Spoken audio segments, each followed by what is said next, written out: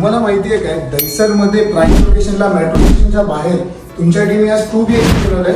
त्याचा कार्पेट आपला जातो 701चा कार्पेट जातो. कनेक्टिव्हिटी एकदम बेस्ट आहे. हे त्याचं किचन आहे. किचनची साईज बघू शकता तुम्ही. जे दिसते एच डी असणार आहे. डेव्हलपर आपल्याला सर्व करून देणार आहे. वरती कॅबिनेट पासून हॉब पर्यंत सर्व दिसते तसं एच डी असणार आहे. तर हे आपलं ह्यूज लिव्हिंग रूम आहे.